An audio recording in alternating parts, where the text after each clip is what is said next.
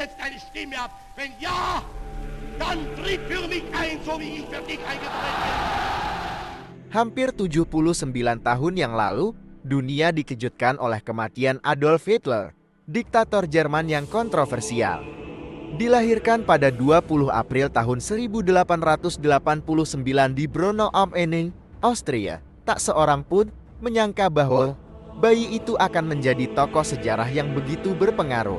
Ayahnya, Alois, bekerja di Dinas Bea Cukai Negara bagian, dan setelah pensiun, keluarga itu tinggal di Linz, kota yang menjadi favorit Hitler sepanjang hidupnya. Sejak kecil, Hitler menunjukkan ciri-ciri yang mencerminkan masa depannya. Kesepian, gaya hidup bohemian, dan ketidaksukaannya terhadap kosmopolitanisme dan multikulturalisme. Setelah kematian ayahnya pada tahun 1903 dan ibunya pada tahun 1907, Hitler hidup dalam isolasi, mencari nafkah dengan melukis kartu pos dan iklan. Sesuai dengan impian masa kecilnya menjadi seniman, sering pindah dari satu kota ke kota lain.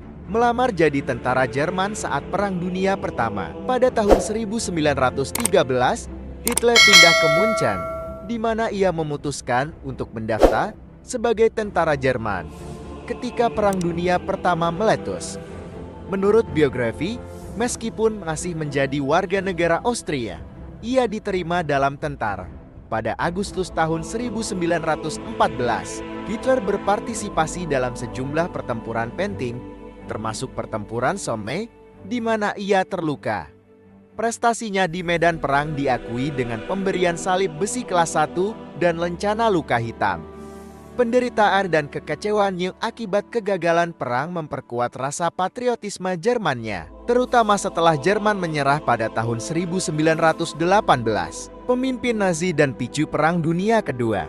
Setelah Perang Dunia Pertama berakhir, Adolf Hitler kembali ke Munchen dan bergabung dengan Partai Buruh Jerman, yang kemudian berganti nama menjadi Partai Pekerja Nasional Sosialis Jerman, atau yang lebih populer, Nazi.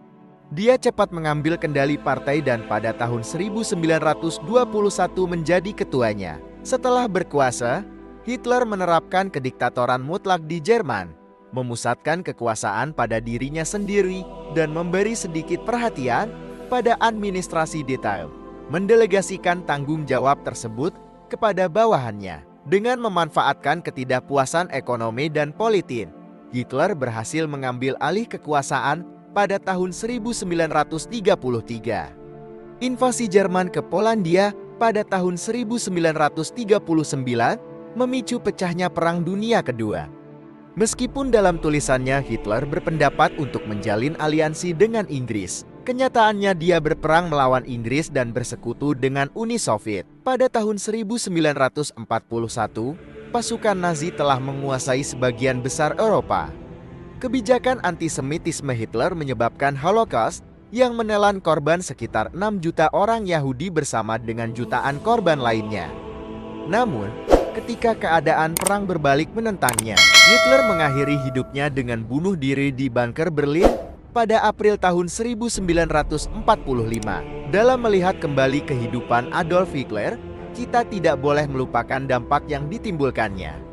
Lebih dari sekadar seorang pemimpin politik, dia adalah arsitek kehancuran massal yang tak terbayangkan. Namun, sementara kita berbicara tentang kegelapan masa lalu, kita juga harus mengambil pelajaran yang berharga.